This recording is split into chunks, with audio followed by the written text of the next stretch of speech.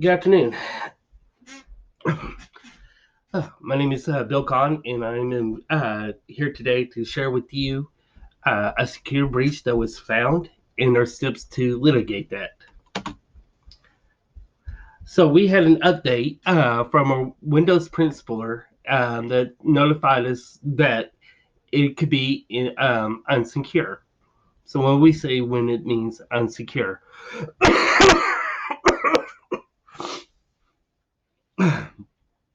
it means that someone could come in and get access to our database and to our systems. They can do this by a method called man in the middle.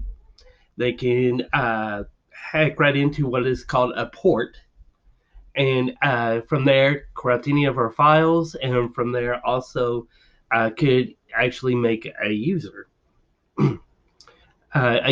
for our inside of our own system.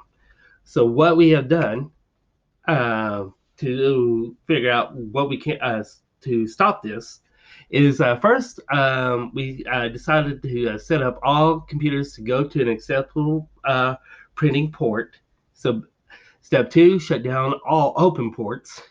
Step three, notify rank and file in regards to what has happened. Step four, run a security sweep to check if files were contaminated. Step five, we also needed to check the directory. And step six, of course, report back and alert who needs to be alerted.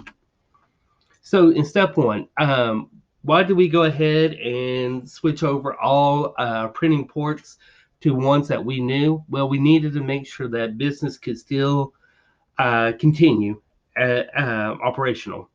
So what we decided to do was, of course, shut down the printing port that was that could have been exposed. But we also sent an email to all the staff to alert them that their printing designation where that would be located at. And again, we did that so we could continue to run business as normal.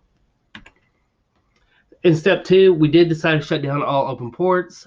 Reason behind this was we isolated this a possible attack to the principal.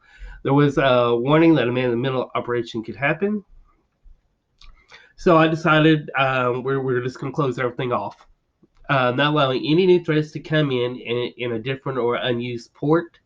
Um, we also, at that given point, as I stated earlier, shut down the new printing port as well, and got it to a port that we knew constantly worked.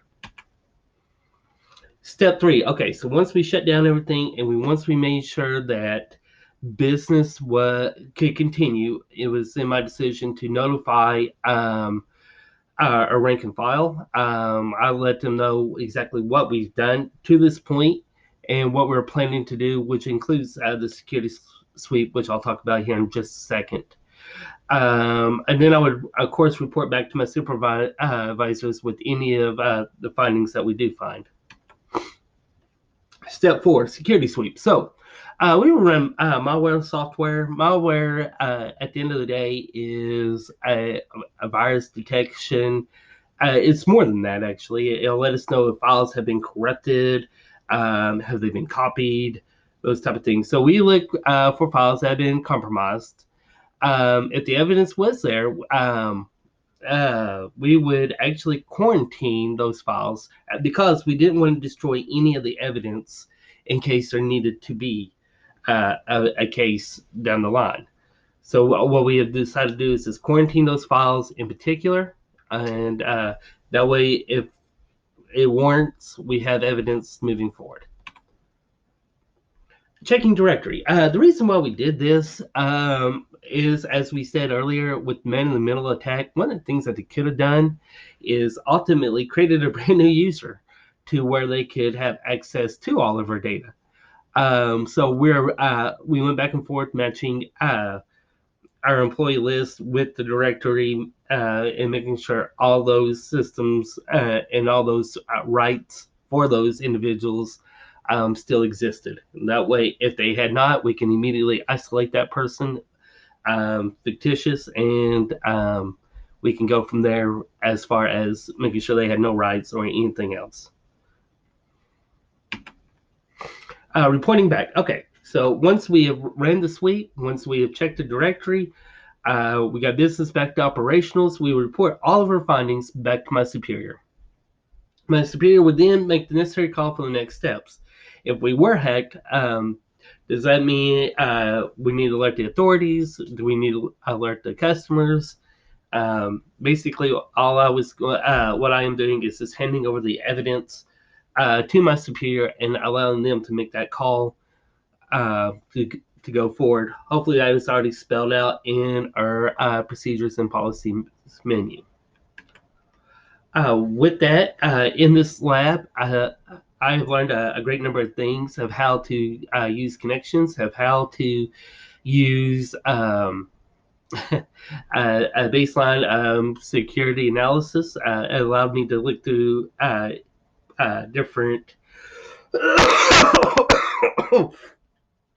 Oh, sorry. It allowed me to look through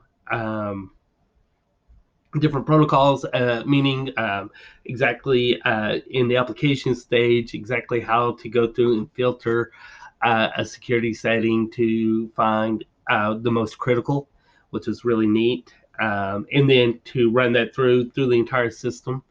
Also, it allowed me to look through what exactly from an event finder, what was I looking for? Um, and in case there was a breach, this is what we'd be looking at. And that's basically all that I learned in Unit 3. Again, to my professor, thank you so much for the extended time. I am on the road to recovery. I do apologize for the medicine in my mouth. It's hopefully trying to get that cough down. And hopefully we don't have a relapse and go back to the hospital. And again, thank you so much. I hope you all have a wonderful day. Thank you.